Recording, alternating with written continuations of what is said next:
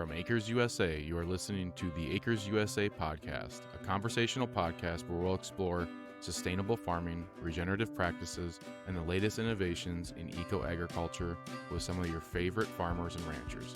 I'm your host, Taylor Henry, the owner and CEO of Acres USA. Welcome to the Acres USA podcast. All right, we are joined with Jay Fuhrer. Jay has about over 40 years of conservation work through the NRCS, and he's currently managing Menoken Farm, which is a conservation demonstration farm. And he is one of the top people in the country that's dedicated to promoting soil health principles. So, Jay, thank you for joining us. We're excited to have you. Um, we were just chatting a little bit about your background, but I think we just dive right into that. How do you end up in the position that you're in now? Yeah. I grew up in the northern plains, right on the state line between North and South Dakota.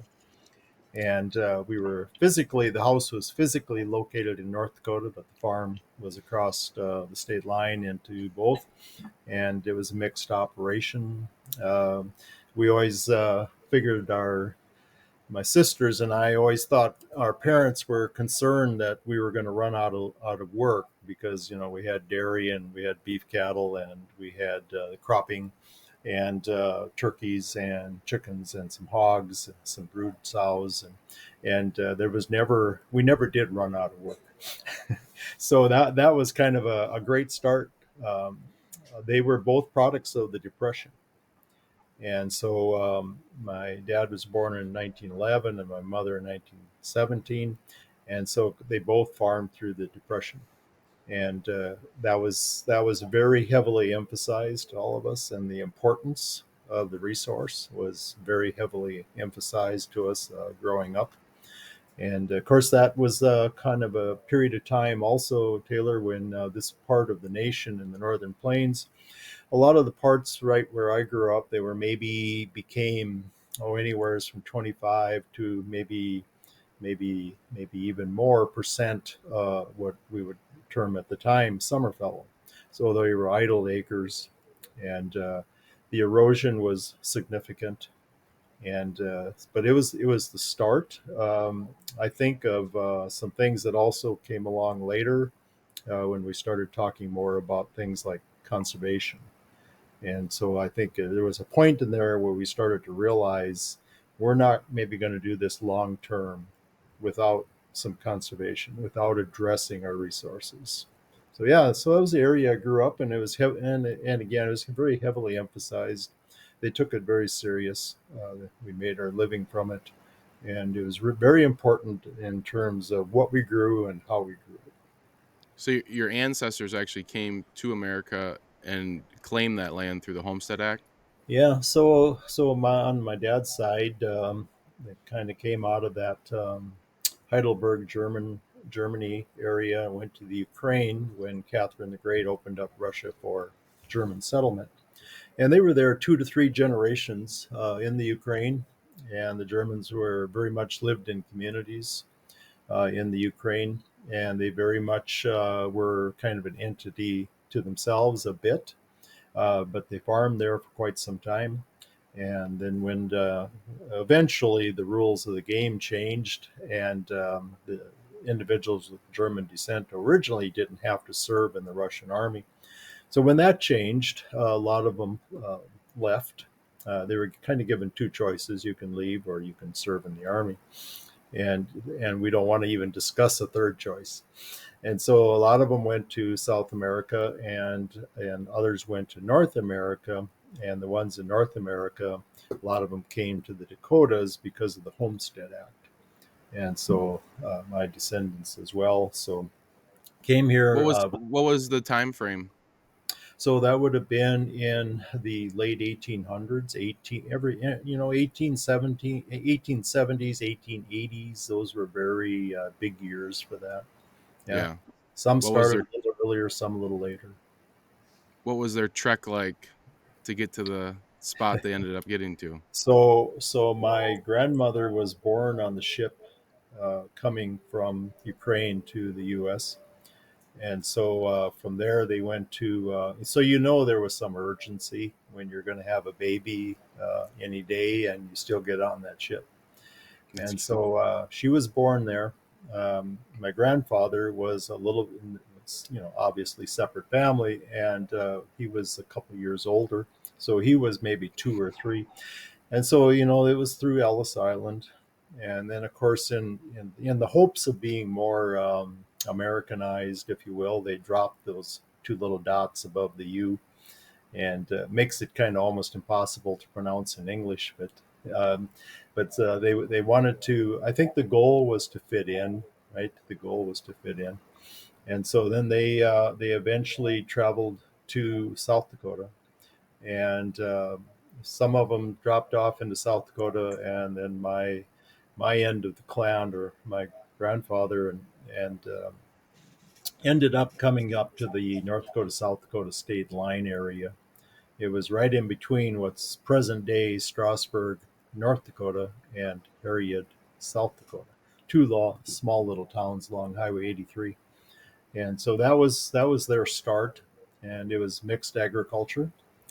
And then in the late, right around 1900, they purchased there was no lumber to speak of, and so they purchased a Sears kit house, and this wasn't uncommon in the Northern Plains. And it would be shipped from, I believe it was Chicago, by rail to the nearest depot, and then you take your team and you would haul these materials home, and you would construct them. And so I grew up in a Sears kit house, and it was a very large 2-story, large country kitchen type atmosphere. And so it was, it's how they got along. And I said to my dad one time, the individuals that came into the Northern Plains and tried to get through the first winter, because our winters are a bit on the brutal side, I said, they must have been really tough. I mean, they must have just been unreal. And he Yeah, I said, can't imagine. no, he said, actually, he said they were just regular people, but he said, it's what you do when you have nothing to lose. Yeah. And he said, you came because you probably didn't have anything else, and there was opportunity, right? So you're going to roll the dice on this opportunity. And so the Northern Plains finally got settled during that period of time, but it was one of the last places in the nation. And so it was a cold environment, but is also a very carbon rich environment. And so those that stayed did well. Yeah. What was it like? What? Well, how would you describe your farming operation and how your parents raised Yeah. you guys during those times? So there was a big concern that you don't run out of work, and so all of us kids had our jobs, if you will. And so there was a small dairy, and then in addition, my dad also had beef cattle, and then we grew the full array of crops. We grew everything from corn, wheat, oats, barley, flax was a big crop at that time as well. And so in addition to hayland. And so we grew the full array of crops. My mother was a Dutch descent, and she ran the dairy with us kids. And she never allowed my dad in because it never went well when he came in the barn. And so he never allowed her on a tractor, and she never allowed him in the barn. And so they had a long, long, wonderful marriage in that regard, and it worked for them. And so as kids grew up with always understanding and hearing, because our parents were both products of the Depression in the Northern Plains, which was very significant. And so during the Depression and the Dust Bowl, my mother would tell stories when she was growing up where her mother would see the clouds coming, the dust clouds coming, and she would tell her to get all the everything from tablecloths to towels to dish towels, and they'd line the window sills with them. And of course, it didn't really matter because that dust was so fine; it just came through everything. And then, of course, you're growing up with little or nothing in terms of economic means, and so it was more survival, and you were mostly concerned about being able to put food on the table. And I think that's how they grew up. And when we were growing up, things were much better when my sisters and I were growing up. And so at that point in time, though, it was always emphasized to us by our parents the importance of taking care of everything from the land to the livestock, and it's very important in terms of what they grew and how they grew it. Did your sisters stick with agriculture? They did not. They went on to college and went on to their careers and marriages, but they were not involved in agriculture anymore.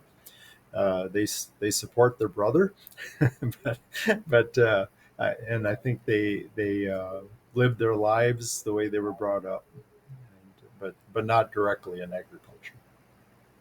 What was some key things that you think your parents did or instilled in you that kept you in it? Because there's a lot of people that grew up through those times that abandoned or got out of agriculture. Yeah, and I think there was a scenario in there where I think you're right, Taylor, because of the economics of it. It was hard to get people to come back to agriculture for quite a period of time. And as you think about the 1980s would represent that, I think, pretty well.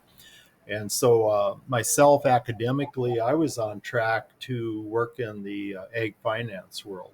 And so that's where I was going to be going career wise coming out of college. The problem I made in college is I took too many soils and geology classes, and they ruined my future career. And so I bought into them because I could relate to them so well, and they made so much sense to me. And so I started looking at that in the 1980s, and but that at that period of time, interest rates were so high, there was very few people coming back to agriculture through the 70s and 80s, and I think that was one of the more difficult periods. And then two, if I put an erosion grade in the Northern Plains during the 1980s, even the late, I can still remember the 70s a bit as well in terms of farming. Even that period of time, I'd have to say our erosion grade, we'd have got a poor. Okay. If you're looking at poor, fair, good, excellent, we would have got a poor because the erosion rates were just horrendous. So when I started working, I started treating symptoms, and I treated every symptom you can think of. And mostly I was building structures because when you take the soil structure and the soil aggregates out of the equation, the erosion happens so easily. Whether it's particles in the air, or whether they are just slaking and moving across the landscape in terms of water erosion. And so I was going to engineer my way out of that. And I did that for a good 10 to 15 years. And that I'm here to tell you doesn't get you anywhere. And so you have to address the problem. And when we got into the 90s, it got a little bit better. We had some things going on. We had the start of CRP, if you remember, in the late 80s, and going into the 90s. So it stabilized a few areas. Our first no-till systems, where we started actually looking at can we reduce disturbance and increase diversity. Some of that occurred in the 90s. So we went from poor to fair. So the 90s, I think, I would put it fair. What And did you what differed in kind of your mindset and what you were seeing to a lot of your colleagues? Because obviously you took a different path. Where did yeah, you diverge at? so that's kind of an interesting story, simply because I was really frustrated and I was contemplating a different line of work at the time. And so it didn't feel right. And I was very frustrated because everything I had tried to do just from an engineering viewpoint and some of the so-called best management practices at the time were, in my opinion, they were failing. And so I took a look at, I started looking at the dynamic soil properties. And at one time they were kind of an emphasis within the agency in terms of soil quality effort. And that effort never got very good traction, mostly because I think of terminology and interpretation. And so the dynamic soil properties have been around a long time, but not from the viewpoint of when we started to put some things together in terms of soil health. And so it was at that time I contacted management and I said, we have an upcoming meeting. And I said, I would like to talk, and it was a statewide meeting. I said, I'd like to talk to my peers. I'd like to explain that we're starting to look at writing some descriptions for these soil health principles. We didn't create the principles. I think nature probably wrote those, but we started writing descriptions of those. And so I was told we'll give you 5 minutes before lunch if we get the real work done. And I said, that's great. I said, I'll take it. And so evidently we got the real work done that day. And 5 minutes before lunch, they said, okay, microphone's yours. So I got up in front of my colleagues and in front of management, et cetera. And I said, I'm just not going to build these structures anymore. I said, I think this is rather futile. I said, we're going to start taking a look more at the dynamic soil properties because we can't get the water in the profile. And when you can't get the water in the profile, then it becomes down to you can build all the structures you want. It's not going to do you any good. And when you say building structures, do you want to describe that a little bit? So building structures, grass waterways, put in a lot of those in terms of water erosion across cropland. And so you would design them and engineer them and bring a contractor in, you would build them, you'd check them out, get them seeded to grass. But that did not fix the field. It just fixed the area the water was exiting on. And so I built a lot of those, also built diversions where you try to redirect the water, of course. And so you got all of these physical structures going on, and you had such a backlog of that type of work. And eventually you had to ask yourself, why, right? Why is this occurring? And so I think internally within USDA, I think and NRCS specifically, I think the engineers and management, et cetera, I think they were quite pleased with my efforts. I think I was in good standings in the agency. Yeah. And I think, but eventually inside this is wrong. It's not addressing the problem. And so I got up in front of my peers and I said, we're going to start looking at things like cover crops. And granted, at that time, I had a long way to go on plant physiology or even understanding the concepts. But I said, we need to get the water in the profile, the biggest driver. So we got to figure out something here on aggregates, and how to build them and how to put this whole thing together. So it was a lot of initial starting points. Then it got real quiet. And I took my 5 minutes. It got very quiet. Nobody said anything offensive or nothing like that. But nobody asked a question. Nobody said anything positive or negative. And like I always remind my colleagues, I had lunch alone that day. And so, because it just got a little too strange.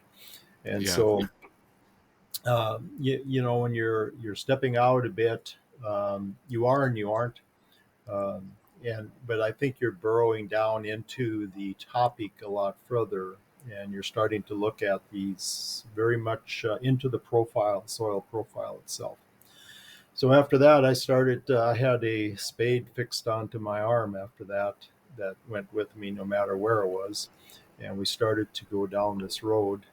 But initially, that was kind of my start in terms of addressing a lot of frustration. And then, interestingly, Taylor, then it got exciting, and it got so interesting. And so that's where you came up with the pickup end gate approach. Yes. So everything at the, if you had somebody, and that's where the soil health principles really helped when we started to describe them, because then when you got that amount of time and you're doing conservation planning through the 9 steps of planning, and you're at the end of the field and you got the client, there's no wasted time. I mean, you just delved into the topic and you started, with your spade. So I'd go over to the fence line and I would put my spade in and take over a core, lay it on the pickup. I'd go into the cropland, bring up a core, put it on there, go into maybe, whatever different land uses there were, try to get 3 or 4 cores there on the pickup in gate. And then you start going through them and you start analyzing what is and isn't happening. And you start looking at color, you start looking at smell, you start looking at feel. All of these things start to tell a story. And then, of course, I always had a to go box. And in that cardboard box would be my infiltration rings, thermometer, all these different tools that tell a story. And I would start to do a little baseline. And then, you get a really good idea. Is there room for improvement here? Well, 99 times out of 100, of course there is, because agriculture is an extraction business. And so we're always trying to put something back. How do we put this carbon back we've been taking out? How do we address our resource concerns? Because they're rather global, in terms of wind and water erosion and water quality and quantity. Those are just, a good friend of mine at Ward Labs, Ray Ward, always tells me if you get wind and water erosion addressed and you get water quality and quantity addressed, he said, after that, get as fancy as you want to. But he said, but those are foundational. And so I think we have to address these foundations. And when we address the foundations, then I think we're in a position to go other levels. But we have to get a foundation. Did you pick up any literature that helped you identify the differences in the soil, or you kind of came upon that with seeing good examples, seeing what the soil looked like, and then I would like to say that I did this all within a day or two, but it was a lot of years initially. I tell people I kind of wasted the first 10, 15 years of my career, but it was also my forming period. And then I shamelessly say I stood on the shoulders of everyone I could find that had knowledge of these different topics. And I would contact them. I'll give you a good case in point. So Don Rykowski is the old soil scientist, retired out of Morris, Minnesota, and he was the carbon guy. Spent his entire career in carbon. I called him up, introduced myself, and I said I had one question for him. I said, "Would you train me?" And he said, "What time can you be here?" I said, "What time does the coffee pot come on?" And so here's this elderly couple welcome us into their home. So my wife and I drove to Minnesota that evening and met with them the next day. And it was all these different, and did that countless number of times with countless number of people. And I think I think real learning starts when you admit how little you know. And so I had a long way to go in terms of all these different topics because it's so complex, and everything's touches, everything connects. And so you start looking at this whole thing, whether it's plant diversity or whether it's carbon, whether it's the humus portion of the carbon or the live portion of the, there's all these different scenarios that come into play, and then get them to express themselves in a cropping system or a grazing system. And so all of these things, but I stood on the shoulders of countless numbers of people, and every one of them was, when I'd ask them for help, every one of them would be absolutely. Cover crop combinations, I got introduced to them by Adamir Caligari, out of South America, the South American agronomist. And so he explained to me how that system worked and what it did, and slowly over time, then all of a sudden I didn't look at it. First time I looked at cover crops, I wasn't too keen on them at all, because I'm thinking, wow, in our northern plains environment, we got no window in the fall, we got no moisture, we got limited this and that. I came up with a million reasons why not use them. And so, but I had to get my head wrapped around plant physiology, and I had to understand that this was the inlet for carbon. And so then you start to get into, you go a step further and you start to understand the diversity of the plants for carbon and how it changes the exudates.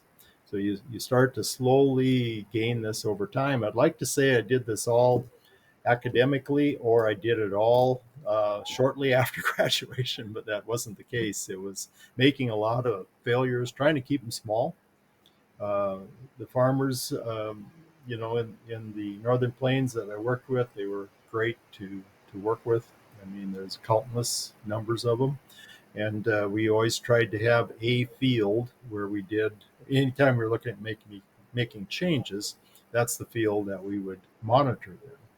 And so that allowed me to watch this over time and watch carbon over time and all these features. How did you talk the first group of people into experimenting with you?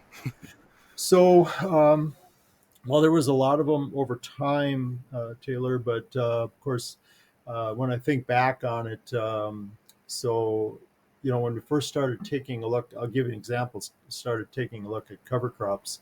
Of course, Brown's Ranch at that time with Gabe uh, he was on the board at the time here locally with me. And so what the two of us knew about soil health probably couldn't have filled the thimble, at the time.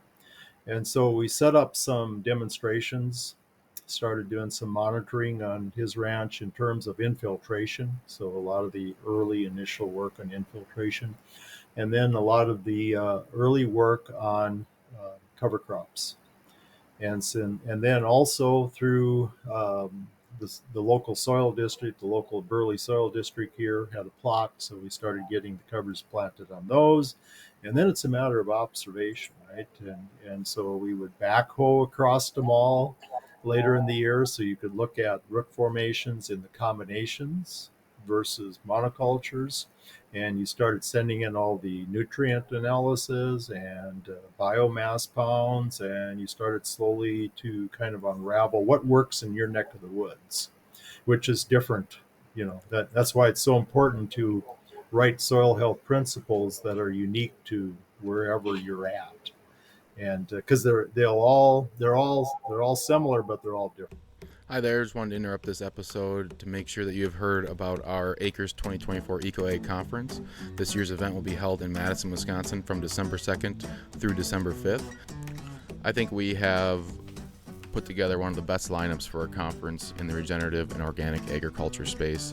Gabe Brown, Alan Williams, and their team from Understanding Ag, along with Joel Salton, John Kemp, Gary Zimmer, Mark Shepard, Dr. Nasha Winters, Megan Neubauer, Matt Powers, Nigel Palmer, Will Harris, Jeff Poppin, Aaron Silva, Austin Unruh, Andre Liu, Jay Fuhrer, Steve Diver, and many more. So if you're interested, feel free to give us a call at 970-392-4464 or email us at support@acresusa.com. You can also register online at acresusa.com/eco-ag.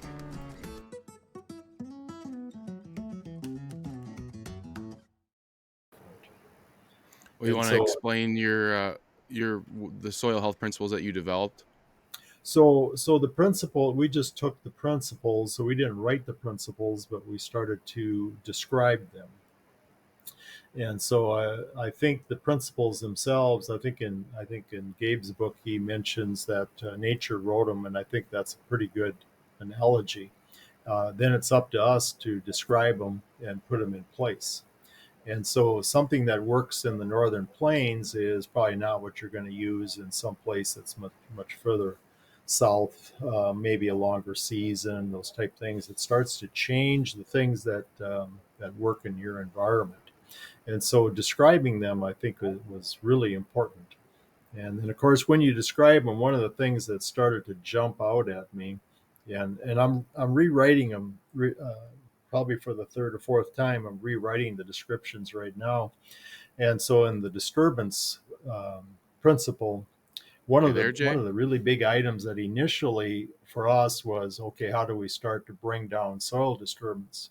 So I think in the soil health principle of disturbance, I started to realize that we have shrunk our period of time with a green plant to harvest CO2 and sunlight, and that has made a huge difference on the amount of energy that we bring into a soil. And so that was an item that the first time I wrote them that wasn't really on my radar. And so as you start evolving, going down this road, you start to rewrite them. And I hope anyway, you start to do a better job. But when I look at my early efforts on it, I'm like, my goodness, who wrote those? Yeah. They seem a little lacking. And then later, hopefully you keep your mind open and you keep visiting with people that have been successful on this, and you make it work. And then you start to see, I think, a little bit more as you anytime you connect two dots, you bring more dots into focus that you couldn't see before. And I think that's kind of what evolved for me over the last 45 years or so. It's just a continual learning process. So as you moved into, I guess my first question is, what happened to your family farm? Are you still managing it? So my wife and I purchased that in 1980, and so we still are involved in the operation on it to some degree, but we've have a good operator on there that we can trust and believe in, and does a good job on stewardship and type things that are important to us. That's amazing. You're able to hold on to it. Um, what's so how did you come about Menoken Farm and getting involved with putting these things in practice? So Menoken Farm, in the indigenous local language here, it means you reap what you sow. And so it was a fitting name for it. And it's a conservation demonstration farm. It does not do research. It tries to be foundational to conservation. And that conservation then is based on the soil health principles. And so it's a place that you can go and you can come to. You can take a look at a cover crop. So people that want to see a cover crop, they come any time of the year, but regardless of when they come, they want to see a cover crop. So I Yeah. always try to have at least one. There's 10 fields there. Always try to have at least one that is there full season, and then we manage to graze it later in the year. But it allows people to come and walk out into, one with a lot of combination of diversity, and so different soil health, different exudates from all the different plant diversity that you bring in. We try to have a perennial for managed grazing as well with mixed livestock. And then we also try to have different cropping schemes. I think we talked a little bit early on. This past year, we took 3 of them and removed the herbicide. Uh, we At the start of the Menoken Farm in 2009, we took out the fungicide and the insecticide at that time, and that was easy to compensate for with more plant diversity and the principles. The herbicide is more challenging in our environment, and so consequently it's coming a little slower. But this past year we had 3 fields where we removed 100% of it, and I believe we had one or two other where we had a reduction on. And so we're moving into that scenario now as well, because I think that's an important thing to be looking at also. And then I monitor through a PLFA, we monitor the biology twice a year. And that allows us to know if we're making an impact or not. And so probably sometime in November, we'll get the results back from the last set of soils we sent in from this fall. And it'll be interesting to see how those show up. How would you describe the operation? Are you trying to mimic, like what would be the cash crop, or what would be the main income that the farm produces, Oh, and the diversity that okay. you have? Yeah. So from a income scenario, there's 10 fields. They're each 12 acres, and then there's a few additional acres. I think it's 150 totally. And so there's 10 fields, each 12 acres in size.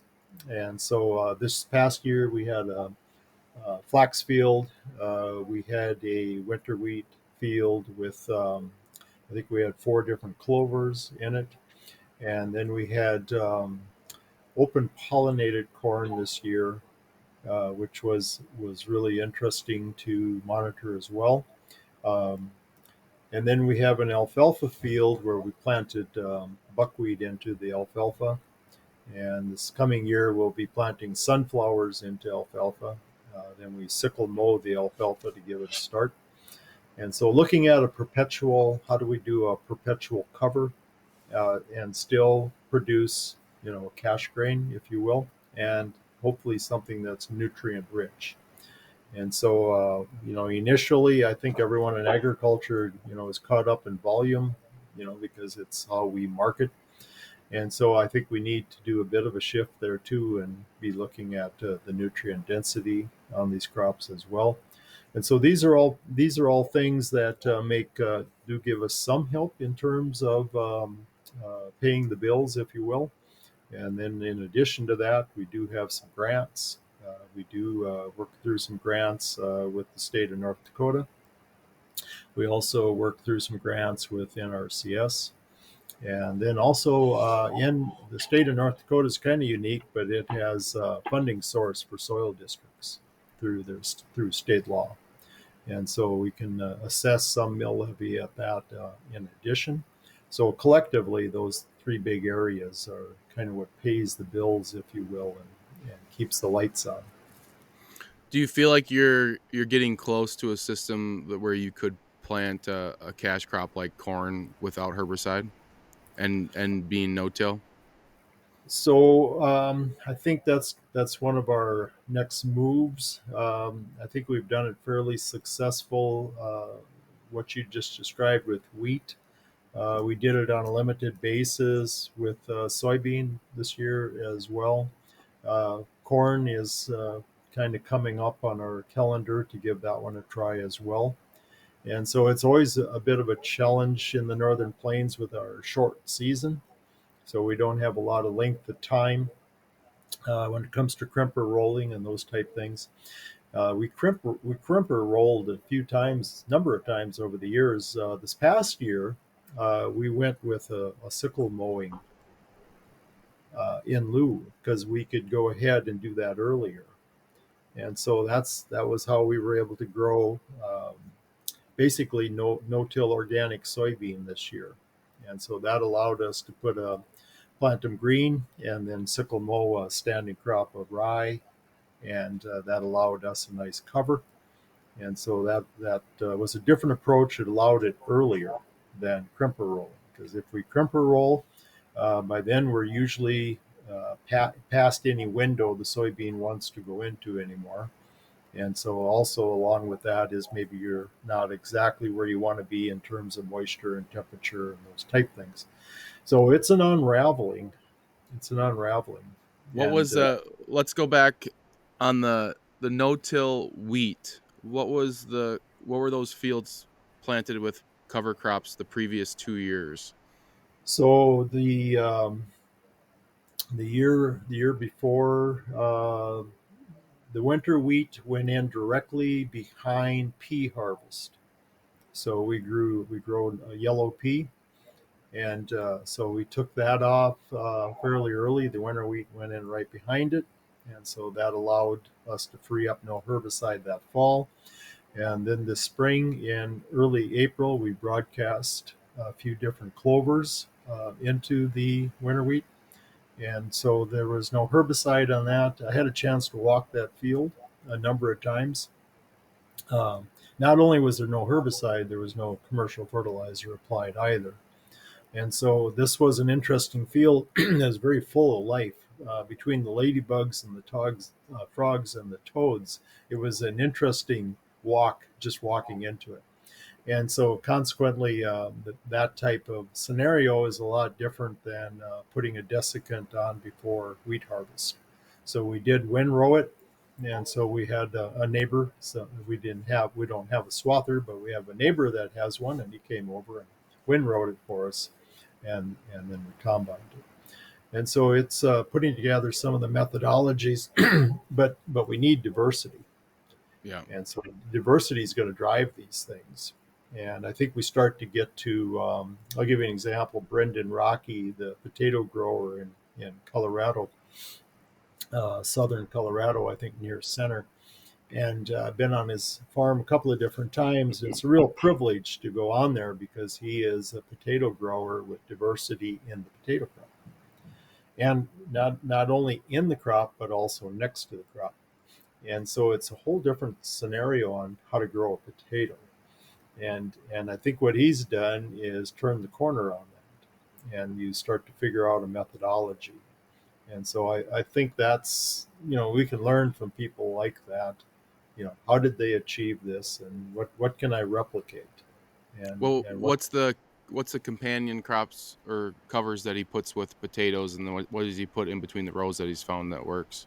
So he has a multi-species cover adjacent to him.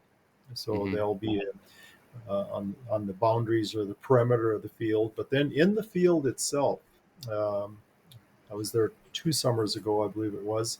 I don't remember the specific species without visiting with him, but he had a couple of them that were in with the potatoes themselves. And then, of course, he's doing this in consultation with the potato industry. So they're on site, just about weekly as well. And so it's been really an amazing ride. And then in the off year, um, he grows a full season cover and managed grazes it. And then it goes back to potatoes in the second year. And this has reduced his irrigation water. And so, it's a whole systems, again, kind of a systems approach, but it drives on diversity. And when you're there, it's very impressive. Yeah. I want to go back to a point that you had made about crimping. I think a lot of people get frustrated with crimping, probably similar to what you described, where the timing is so important and you lose your window of planting. Uh, are you a big proponent of crimping still, or do you think you're moving away from it to try to accomplish, uh, true not herbicide with soybeans? Well, I think it's still a tool in the toolbox for sure. Just And, not. It's and not like a perfect tool that we would like it to be. Yeah. I don't know if any of them are, Yeah. um, but it is a tool in the toolbox. And I'm trying to get a few extra tools in there. I'm trying to take a look at mowing as well. I think all of these scenarios are tools, and then the comb cutter is another potential for small grain production. So when you go through with a comb cutter that some of our organic people have used, it takes out the broadleaf weeds. I mean, these are all, none of them are really a standalone so much. They're all kind of part of the equation. And I think that's how we start to piece it together, and we start to come up with a methodology maybe that can work on it. So the wheat was definitely one of the easier ones for us. So that one I think we can do a pretty good job of making that one work. The beans are more difficult in terms of timing for us. Uh, the corn is one I would very much like to take a swing at the ball as well, and probably will be in the future.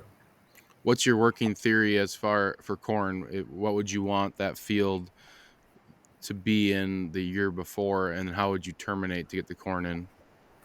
That's that's a really good question. Uh, the pounds of biomass production per acre pretty much determine what you hold back for weeds the following. So if we get over 5,000 pounds of dry mass, I can do a pretty good job on suppression of weeds. When I'm less than that, then we have more of an issue. We start to give way a bit. I like the idea of green, and whether it's mowed or crimped, I like to have some of it still active, and so I think that's a big part of sending the right weed suppression signal, if you will.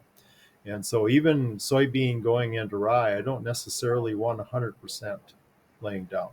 I like to have some plants that are still active, and I think that really makes a difference. It's always a balance, get too many of them, yeah, I'm going to really suppress this. But if I don't have enough, I'm probably going to have more weed issues. So I think it's a bit of a balance. Yeah.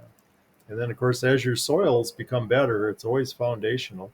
Do I have aggregates? Do I have good air movement? Do I have water infiltration? Do I have carbon to have a strong plant here? Those got to start with all those foundational items. And then I think we start to the ever complex but always interesting cropping scenarios.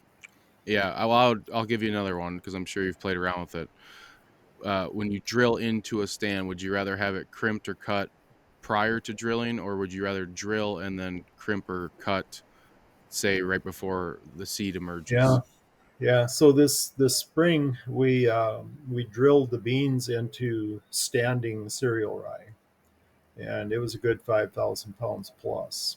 And we had a wet, cool spring, and production really took off in terms of starting out with a cereal rye cover crop. And so we put it in standing, and I think it was about a week later we suckle mowed it, and it was a big mat. And when I drive by it, I'm thinking to myself, man, I'm wondering if it's going to come through there. We'll see. And so I had a bag over my head for a week or two. And then eventually I was able to take it off as it started to evolve into rows.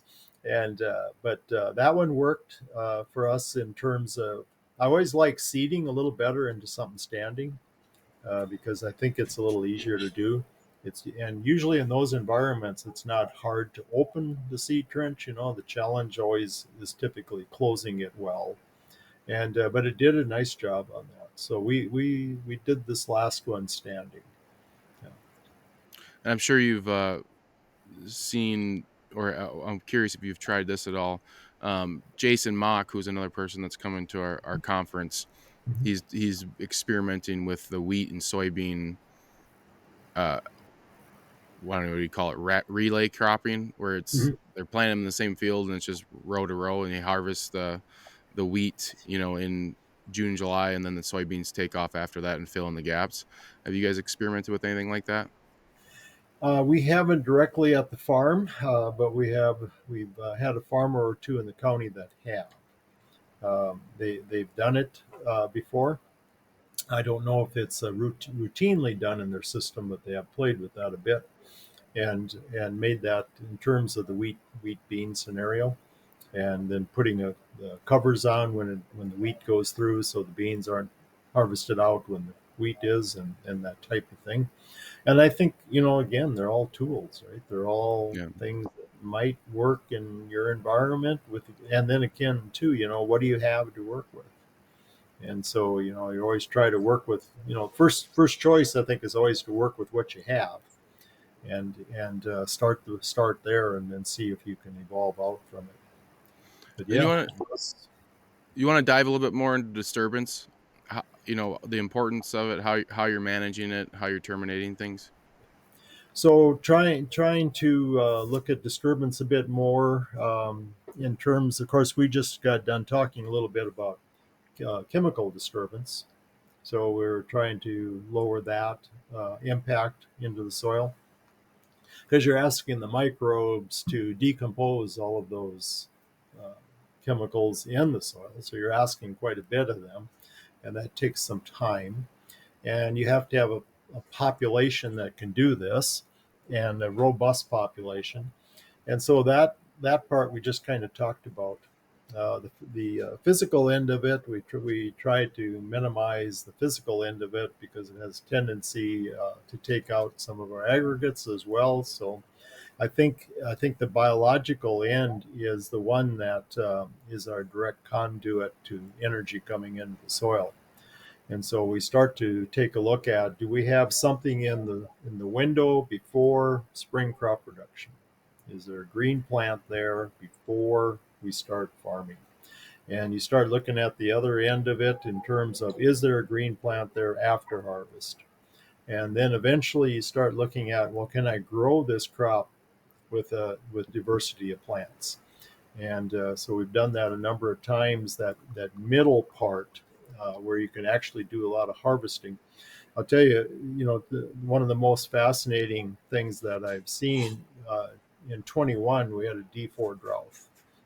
And long number of years ago, Dr. Chris Nichols used to work across the river from us here at Mandan at the Ag Research Center. And she always told me, she said, how can you not plant a cover crop in a drought? And of course, first time she said that to me, that's not registering, right? Just isn't. And so, but then in 21, we have 60-inch corn, and we have 12 species of covers that was put in at B5 in between the corn rows. And then as the year unfolded, it was the last cornfield standing. And so the entire county in the D4 drought, the corn got chopped, piled at the end of the field, moved and sold later. And so the whole scenario was so interesting because that cornfield flourished, not only from the viewpoint of the corn actually even making grain, but from the viewpoint of infiltration. It felt cool when you walked in that field. You could take a moisture probe or your spade, put it right into that field. It was one of the more amazing things that I've seen green diversity brings to the table. But it has to have energy, and it has to be a connection of the plants. Well, that's interesting. What you want to describe a species that worked in that corn crop, and did you widen the rows and spacing when you planted it? Yeah, so in that scenario, we used 60-inch corn, and we planted it at B5, and it had a combination of warm season grasses like your Sudan, sorghums, millets. It also had cool season broadleaves, so it had the flaxes and some flax and some brassicas as well, pea. So it had these cool season broadleaves, and then of course the warm season broadleaves with cowpea and soybean, etc. And so we had all of the different species, warm season broadleaves too, as far as sunflower, and they all flourished. And the interesting thing was how they evolved and came up in that environment. You got to keep in mind now it's not raining, and this is really dry, and this is really hot. And so you start to create an environment that it can survive in. So really, when I looked at it, you didn't really see one species out of that dozen that did so much better than the others. They just came collectively. So it was one of the more interesting fields to visit. There was a lot of traffic in that field. I always, when I think about that scenario with corn, I always think of low to the ground, low story type cover crops. How did you harvest the corn then, or did you just harvest all of that together? Because I'm thinking sorghum and sunflowers are going to So be at the same height. yeah, so we harvested. We went ahead and did a yield on it, and so it was about a 40 bushel yield. And now keep in mind, the rest of the corn in the county, had been chopped off at an early stage because it was going down. It wasn't going to make maturity. And so we did do a yield analysis on it, and then we did manage graze it after that. But and the livestock had a very strong gain on it because we weigh them after every forage change, so we know their pounds of gain per animal and the pounds of beef per acre. But that was probably one of the more these are the things you read about in a book and you go, how can that be? And then when you're standing there observing it, and I'm hearing Chris Nichols' voice in the back of my head going, how can you not plant a cover crop during a drought? uh, Years later I did, and started to understand what she was trying to tell me. You have to have these connection of plants to help each other in that environment. And so it has a lot to do with plant physiology, everything from primary to secondary metabolites, areas that hopefully we evolve more into in the future. But that was just one scenario of green. I've seen this a few times over my career, and I've always seen it in a green environment. Now, had those covers been brown, we'd have just had dead litter, for instance. It's a little bit more 2 plus 2 is 4. When it's green, the math just doesn't work anymore. And when it's green, it's kind of does its own thing. And I think that's the fascinating part of it, Taylor. What was the timing on when you grazed it? So we would have grazed it, I believe, in October, Okay. late Uh, October. were you concerned at all with so it was after a freeze, were you concerned at all with the sorghum? No, not if they have diversity and not if you're managing grazing. Yeah. So if they have plant diversity, they select. We've had no issues.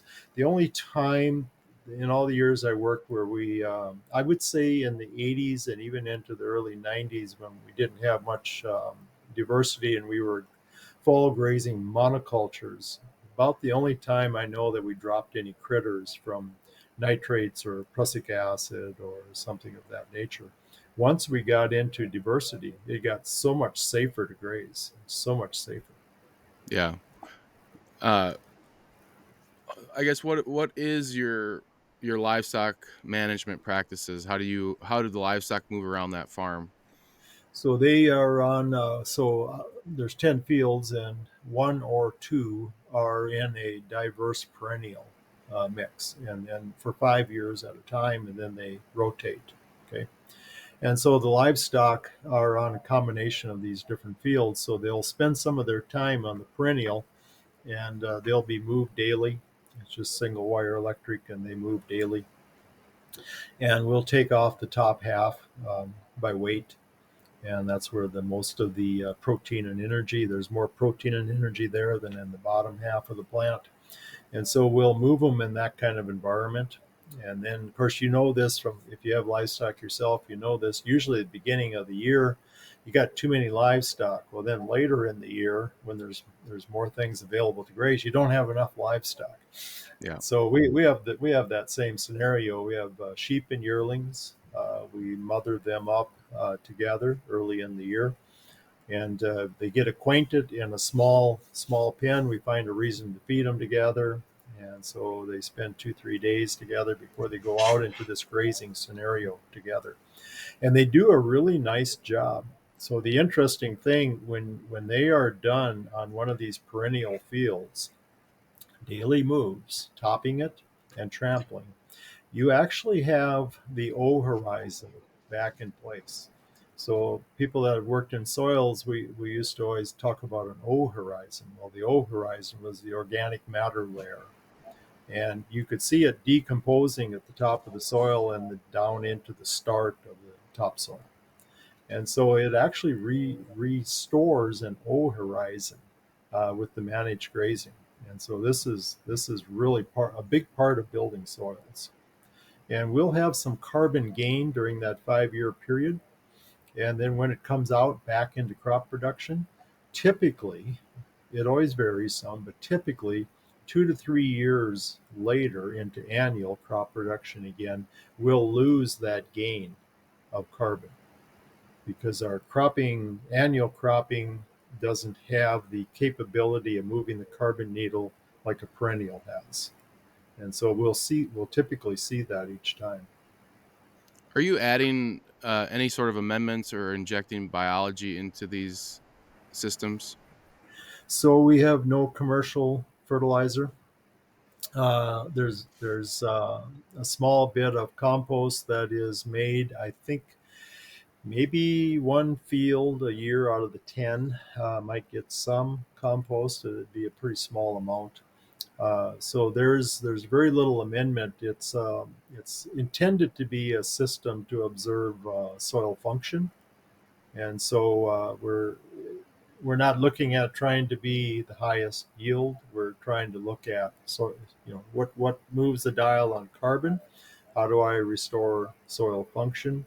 How do I make these things occur? And how do I use plant diversity? And how far can we go with these items? And so it's a scenario that's built on that. We never have applied commercial fertility. Do you with the cattle and sheep, are you grazing? So with your cover crop fields, you have two fields that are in perennial, and then are you grazing those cover crop fields at different times? And would that be Yes. part of, so say, Yes. yeah, Yes. Yep. The livestock. So a little bit later in the year, the livestock have a lot of grazing options, and so yeah, we can bring them into a lot of these fields, and which we do. And then every time we have a forage change, we weigh them. And so they're brought back to the headquarters and they go through the scale. They come out of the scale, they get a little sweet cake as a reward, and they go back to work.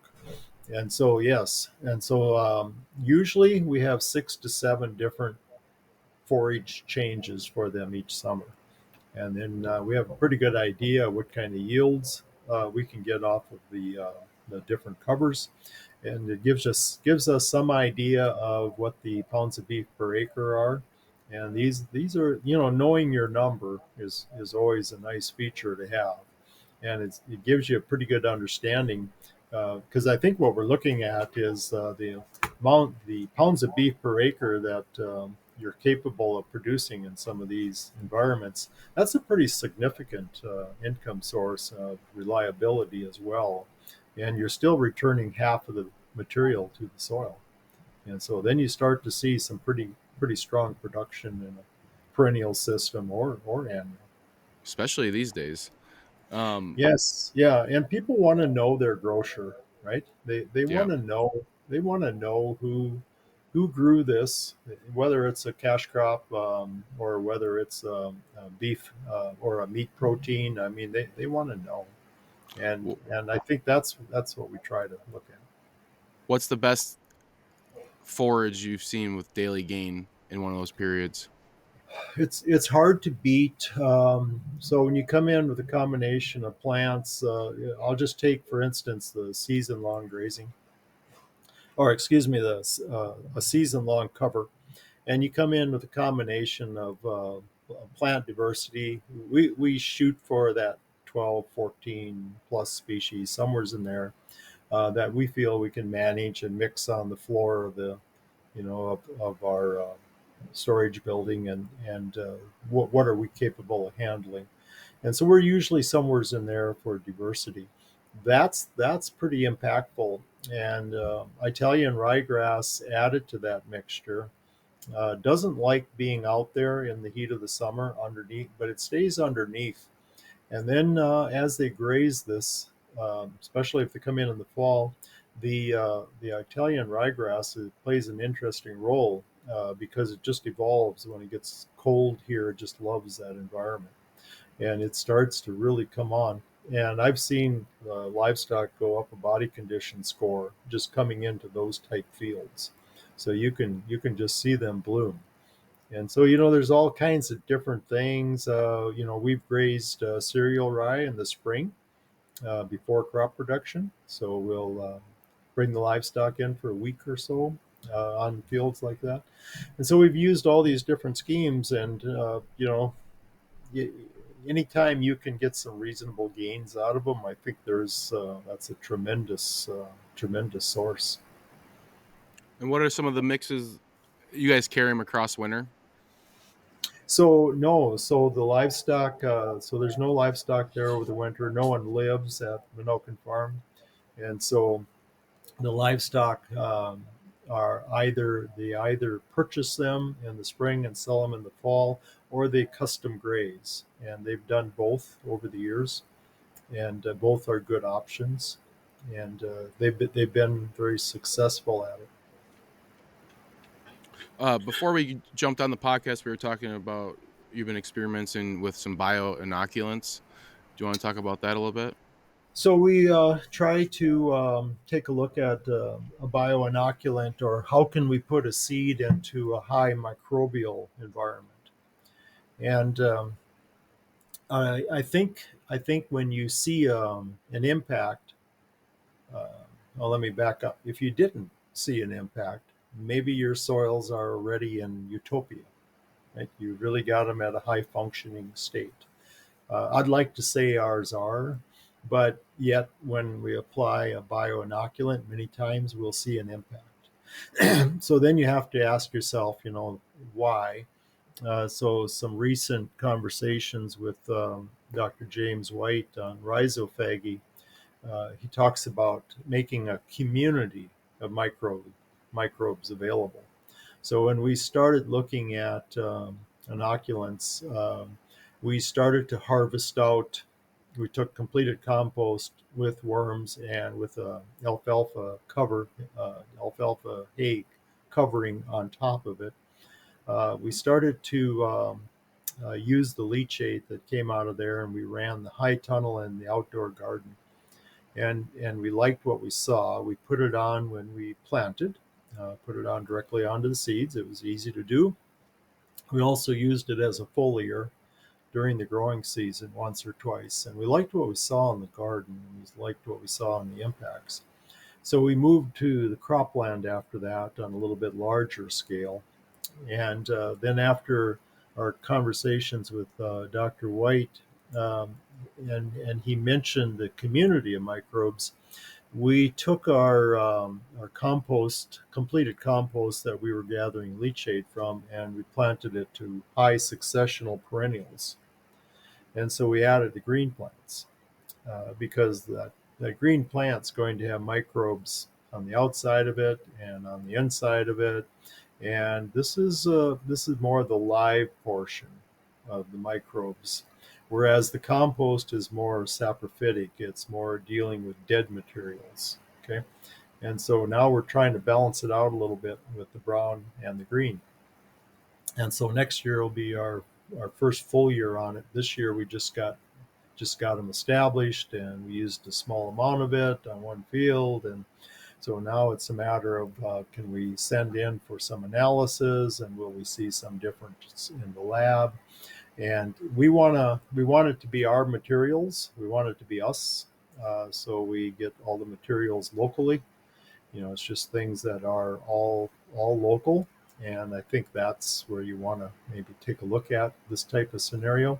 I think it's very doable on an individual farm. It doesn't take up a lot of a need for a lot of materials. And I think it can be used as an inoculant in that manner. And I think then we start to have the seed germinate in a highly microbial environment, or at least higher than it was. And I think then, did it make a difference in terms of everything from disease to vigor to all of these items? And so it puts us into a little bit different light on it. And so we're trying to do ours with local materials, and we're trying to apply it. We apply it into the seed trench with the seed, no seed treatment on the seed itself. And we used 4 gallons per acre in the seed trench as we plant. And we used 4 gallons because we had enough to put on 4 gallons. And it's not like there's exactly a book on this. And so we have other crops that we have misted it on as it goes into the hopper. So we've done different techniques. But so it's a conservation demonstration farm. So we try to have some turned compost. We try to have static compost. We try to have some inoculant, but we try to stay true to Conservation Foundation. How did you get the compost into form to put it in furrow like that? So the compost, so we extract the leachate out, so it's in liquid form then, and so it through gravity flow, it's on a concrete pad that slopes to an insulated livestock tank, and so it moves down the concrete pad, and it has tile lines with socks, the slotted holes with the socks, and so it has tile lines underneath the compost. And so and then green plants on top of all that. And so then as it moves, it gets down to the concrete and then slopes to a drain that brings it into an insulated livestock tank that's partially buried with an insulated hood. And then we can pump directly out of that into our planter tanks or any other need for it. So we're basically converting it to a liquid. Right. And it's highly microbial. And then we'll send in the analysis on it to see what we have in there. And of course, it's very diverse. And but again, it's an aspect that we can take a look at. We wouldn't have a you can buy it, but we don't really have that kind of budget. But we can make it and maybe learn something at the same time. Yeah. And you mentioned in the past that one of your goals is to help people farm forever. What do you see in the next, 20, 30 years with the work that you've done, and how do you see us, keep moving in the right direction? Well, I think in order to do that, we have to address some changes in our environments that we're maybe not totally addressing now. And one of them, as we said earlier, we have to put more emphasis on the photosynthetic energy and the CO2 that comes into a plant. And it's the first 4 to 8 weeks of a green plant's life where this exudation occurs into the soil. And after that, a lot of the plants start to reverse that scenario because they're going to ultimately make grain. And so, but that first 4 to 8 weeks, and then of course those people that are grazers realize they can reset that plant with grazing, and they can kind of make this happen again. So we start taking a look at how do we put more diversity, how do we put more opportunity. I think that's really what it's going to take to make ourselves more sustainable into the future, whether you want to call it soil regeneration or whatever you want to call it.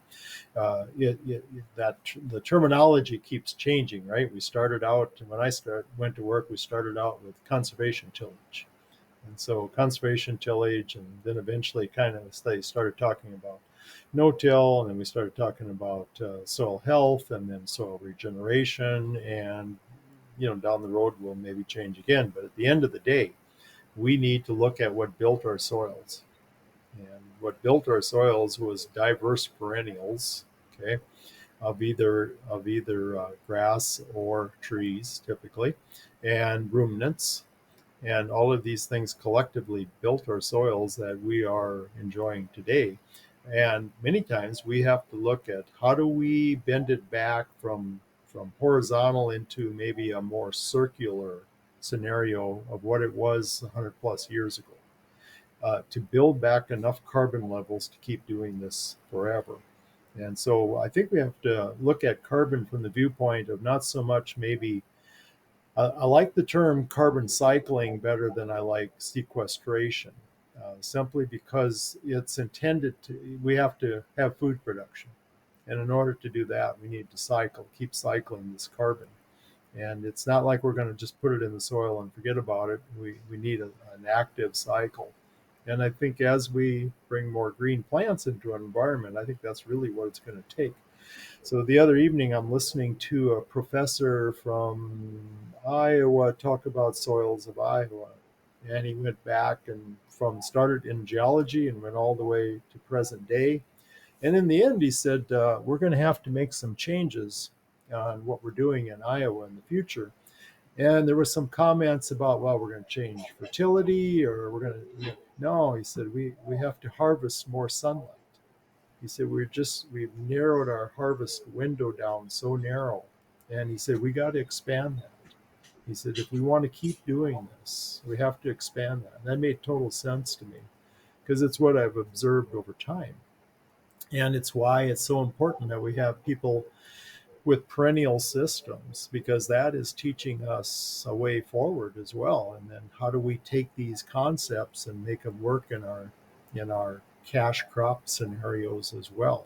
And whether it's rotational or whether it's companion planting, I mean, there's so many factors as we start to unravel plant physiology. I think that's going to be a lot of our way forward into something that'll move the carbon dial. Yeah.